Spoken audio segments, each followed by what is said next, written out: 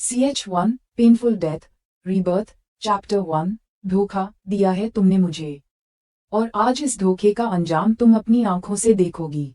एक बेहद ही कर्कश और ठंडी आवाज वहां पर गूंज उठी। उस आवाज में बेहद नफरत और गुस्सा भरा हुआ था। वही उस आवाज को सुनकर और उनमें खुद के लिए इतनी नफरत महसूस करके उस आदमी की बाहों की कैद में खड़ी लड़की जिसका पूरा चेहरा मुरझा गया था, आंखों में नमी ने अपनी जगह बनाई हुई थी। लफ्ज उसका साथ नहीं दे रहे थे। उसका दिल बुरी तरह आज टूट गया था। अपनी ही मोहब्बत के मुंह से ऐसे कड़वाहट भरे शब्द को सुनकर उसका सीना छल्ली हुआ जा रहा था। उसने बड़ी मुश्किल से अपने कपकपाते हुए होठों के साथ कहा, दृश्य हम। उस लड़की ने कुछ कहना चाहा, लेकिन उस आदमी ने एक झटके से उस लड़की को खुद से दूर कर दिया और अपनी नफरत भरी निगाहों से देखते हुए बोला, डोंट यू डेयर। अगर एक शब्द अपने इस बेहुदा मुंह से झूठे शब्द निकाले तो मुझसे बुरा कोई नहीं होगा, उस आदमी ने कहा और नफरत से उसे देखने लगा। उस लड़की के आंखों से ठहरे हुए आंसू अब बहे निकले और वो सिसकी लेने लगी। उस आदमी ने अपनी नजर उस पर गड़ाते हुए अपनी हाथ में पहनी गन उसकी तरफ पॉइंट करते हुए ठंडेपन से कहा, मैंने बहुत सहा है और अब सहने की इंतहा हो गई, लेकिन अब कुछ करने का वक्त है। अलविदा miss, oh sorry future Mrs इश्क अदृश्य चौहान। इतना कहकर उस आदमी ने एक गोली उस लड़की के सीने पर चला दी। इसी के साथ वो लड़की अपने घुटनों पर आ गई और वो उसकी आंखों में चमक ने अपनी जगह बना ली। उसने अपनी चमकते और खुशी भरे चेहरे के साथ सामने खड़े मिस्टर अदृश्य चौहान की तरफ देखा और दर्द में भी मुस्कुराते हुए कहा, दृश्य आई लव यू। जीते जी आपके साथ रह ना सकी तो क्या हुआ, आपके हाथों मौत तो नसीब हुई ना, यही मेरे लिए काफी है। रही बात मोहब्बत में दगा की तो महादेव करे आप उसके साथ आबाद रहे जिसकी आपने संग जीने की और मरने की कस्में खाई है। अलविदा my love, you are my of all world. उस लड़की जिसका नाम इश्क था, उसने दर्द भरी आवाज में कहा और उसने अपनी सांसें त्याग दी। उस जगह पर खून पूरा फैल चुका था। लड़की के चेहरे पर एक सेकंड तक दिखाई नहीं दे रही थी और उसका चेहरा बस खिला हुआ था। बस अपने मोहब्बत के हाथों अपनी जान जाने की खुशी दिखाई दे रही थी। वही अदृश्य अपनी जगह पर खड़ा पूरी तरीके से जम चुका था। तभी उसने कानों में एक आवाज आई और वो हैरानी से उस तरफ देखने लगा। मैडम सर, ये आपने क्या किया? एक लड़का जिसकी उम्र यही कोई अदृश्य के बराबर होगी, वो दौड़ते हुए आया और उसने एक इनवलप अदृश्य की तरफ फेंक दिया और वो उस लड़की के सिर को गोद में उठाकर सिसने लगा। उसने दर्द भरी आवाज में कहा, आई एम सॉरी मैडम, मैंने आपके रखी का फर्ज अदा नहीं कर पाया। मैं एक अच्छा भाई साबित नहीं हो पाया। मैं आपको बचा नहीं पाया। वही वो लड़का कोई और नहीं बल्कि अदृश्य का असिस्टेंट रजत था, जिसकी आंखों से आंसू रुकने का नाम नहीं ले रहा था। अदृश्य तो उसके आगे के लफ्ज सुनकर ही उसके कदम लड़खड़ा चुके थे। उसकी आंखें कुछ वक्त पहले की इश्क को आंखों की सच्चाई नजर जो आ रही थी।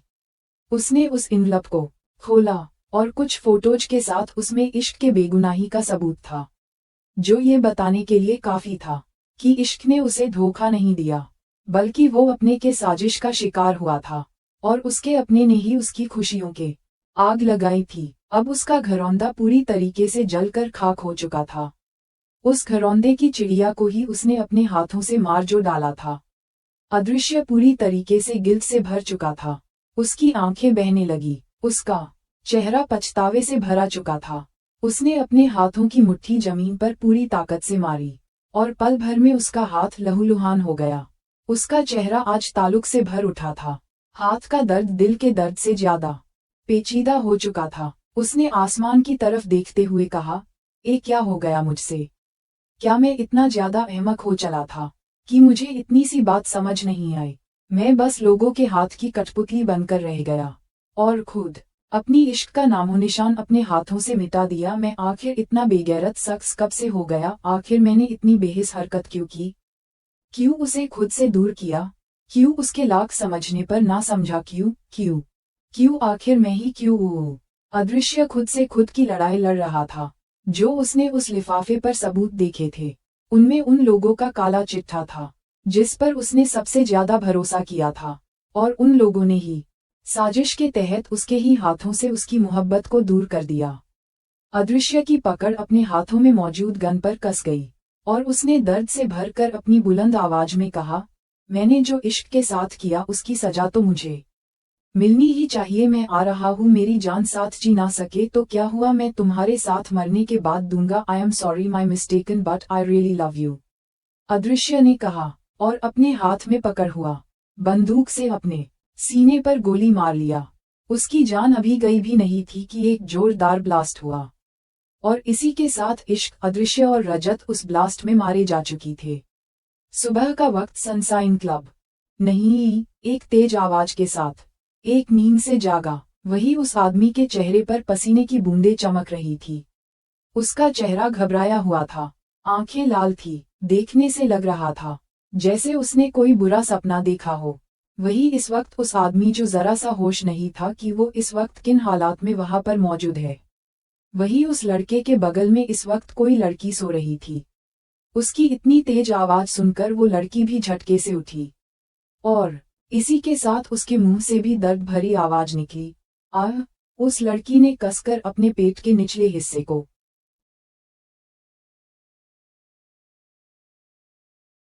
पकड़ लिया और अपने दर्द से पीले पड़े चेहरे को खींच लिया, आंखें कसकर दर्द से बंद कर लिया। वही वो आदमी जिसने उस लड़की की आवाज सुनी थी। उसने झटके से मुड़कर उस लड़की की तरफ देखा।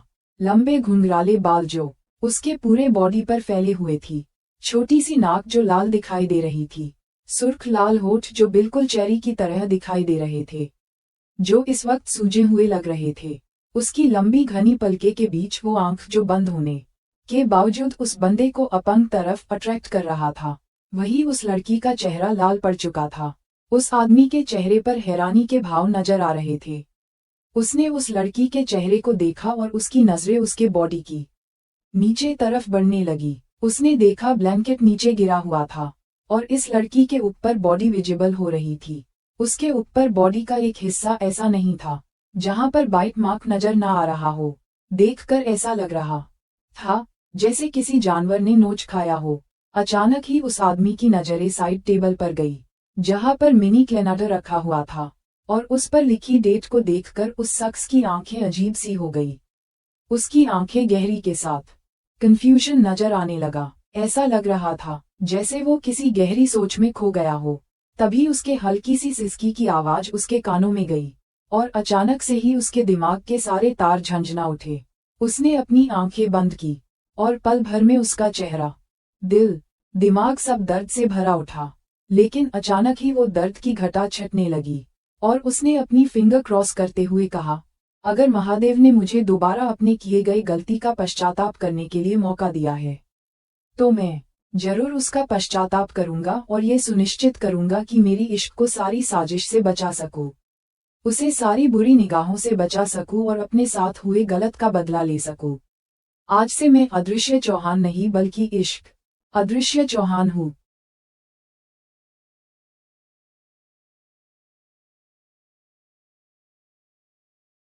CH2 स्वीट मिस्टेकन, पटाखा कुड़ी, मासूम नजरे। चैप्टर 2 सनशाइन क्लब के बाहर।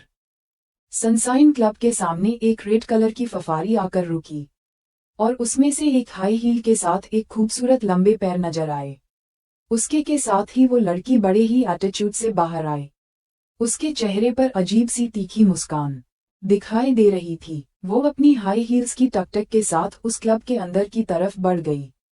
इस वक्त सुबह का समय था जिसकी वजह से वह पर ज्यादा लोग मौजूद नहीं थे। उस लड़की ने अपने बाल कंधे तक कर्ल किए हुए थे। उसकी आंखों में तीखे काजल और लाइनर लगे हुए थे। होठों पर लाल रंग की हॉट लिपस्टिक लगाई थी और लाल रंग की शॉर्ट ड्रेस पहनी हुई थी। वो इस वक्त एक पटाखा कुड़ी नजर आ रही थी, लेकिन उसकी आंखों में एक चालाकी नजर आ रही थी। वो थोड़ा आगे बढ़ी और सिक्योरिटी को VIP पास दिखाकर अंदर बढ़ गई। जैसे ही वो अंदर गई, वहां पर पहले से ही 2 आदमी उस लड़की को नजर आए। दोनों के हाथों में कुछ मीडिया से रिलेटेड इक्विपमेंट नजर आ रहे थे। उस लड़की ने उनकी तरफ देखकर कहा, सब कुछ रेडी है। मैंने जैसा कहा था सब बिल्कुल वैसा ही है ना?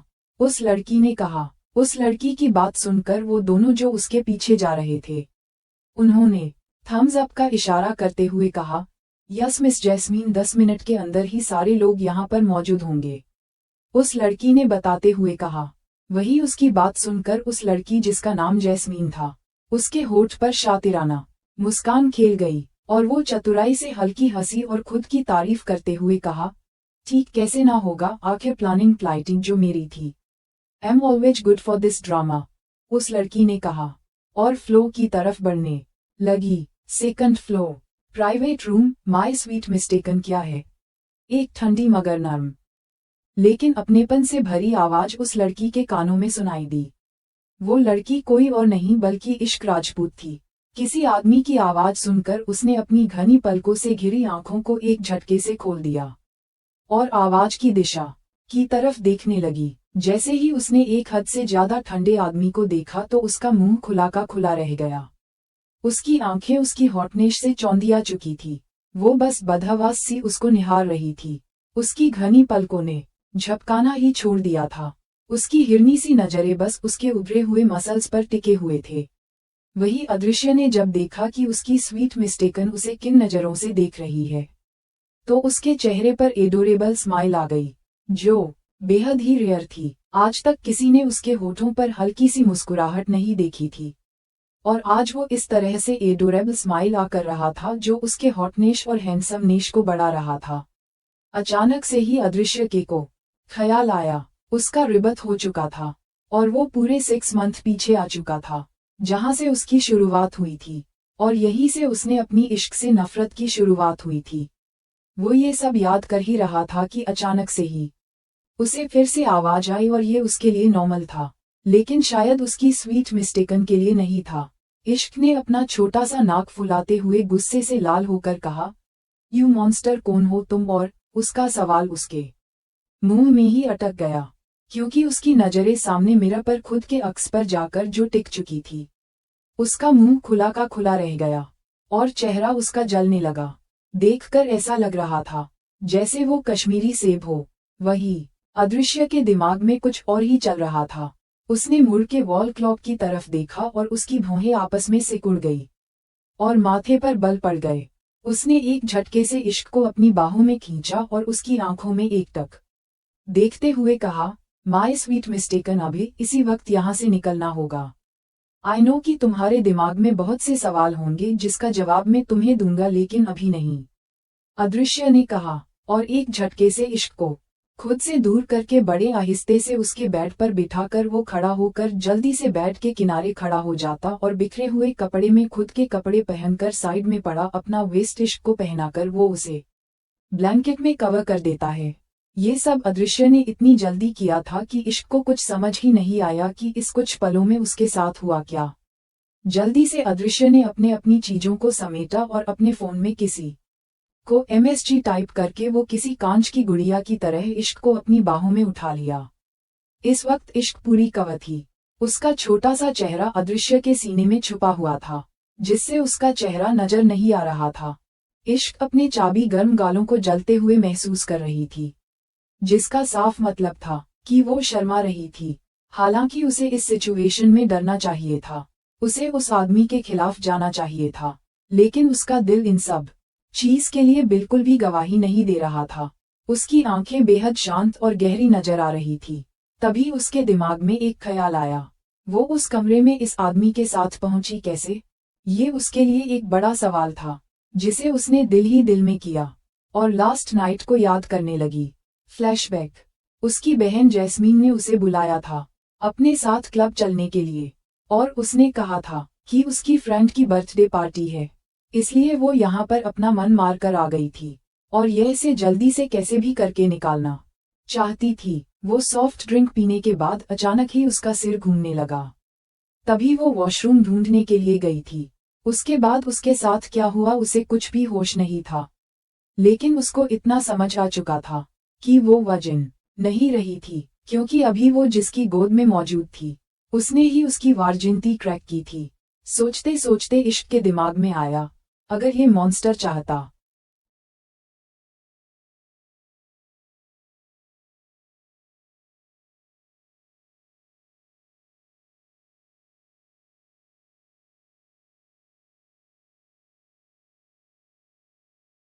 तो छोड़ सकता था और अपनी जिम्मेदारी लेने से मुकर सकता था, लेकिन इसने ऐसा कुछ नहीं किया। ये मॉन्स्टर बिल्कुल अलग है बाकियों से। दूसरी तरफ प्राइवेट रूम।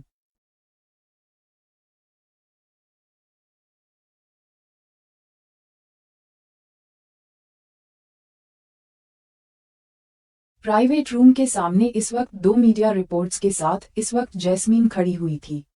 उसके होठों पर जानलेवा मुस्कुराहट थी। वही उसने मुड़कर दोनों रिपोर्ट्स की तरफ देखा और अपनी कर्कश सेड्यूसिंग वॉइस में बोली, क्या सब कुछ रेडी है? जैस्मीन ने कहा। उसकी बात सुनकर उन दोनों रिपोर्टर्स ने थम्स अप का इशारा किया और इसी के साथ ही उसने एक झटके से प्राइवेट रूम का डोर की से अनलॉक कर दिया।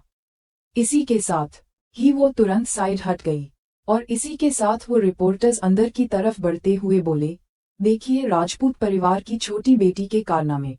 अपनी बात कहकर वो जैसे ही शांत हुआ, उसके चेहरे पर सिकन आ गई। वही न्यूज लाइव टेलीकास्ट हो रही थी, जिसकी वजह से उन्होंने तुरंत कैमरा बंद कर दिया और उनके माथे पर पसीना नजर आने लगा। उनका चेहरा सफेद पड़ चुका था। उन्हें खामोश देखकर जैस्मीन जल्दी से अंदर आए और अपनी एक्टिंग का कमाल दिखने को हुई कि अचानक से ही कमरे को खाली देखकर उसका सिर घूम गया और वो 2 कदम लड़खड़ा गई। उसका चेहरा गुस्से से लाल पीला हो गया। उसने अपने दांत पीसते हुए अपनी आंखें बंद कर ली। वही उस रिपोर्टर्स ने गुस्से का घुट पीते हुए कहा, what the hell are you miss Rajput, ये क्या बकवास है? न्यूज कहा। उसने गुस्से से पूछा, क्योंकि रूम पूरा खाली था और वहां पर एक क्लीनिंग स्टाफ खड़ी हुई थी। उसके चेहरे पर अजीब एक्सप्रेशन थे और वो अजीब नजरों से उन तीनों को देख रही थी। उसने कुछ कहा नहीं था, बस खामोशी से उन तीनों के आगे किए जाने वाले प्रतिक्रिया का इंतजार कर रही थी। वही उसकी बदतमीजी से भरे शब्दों को सुनकर जैस्मीन का खून खौल उठा और उसे अपनी इंसल्ट महसूस हुई, जो वो बर्दाश्त नहीं कर पाई और चीखते हुए बोली, औकात में रहकर बात करो। 2 कौड़ी के रिपोर्टर्स मुझसे बदतमीजी महंगी पड़ेगी, जैस्मीन ने अकड़ में आकर कहा। उसकी बात सुनकर उन दोनों ने दांत पीस लिए, क्योंकि इस वक्त जैस्मीन अपने परिवार के पावर का अच्छे से फायदा उठा रही थी।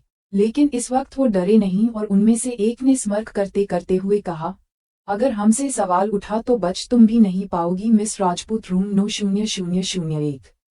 उस रिपोर्टर ने कहा और वो वहां से निकलकर बाहर चला गया। वही उसके पीछे ही उसका साथी कैमरामैन भी चला गया।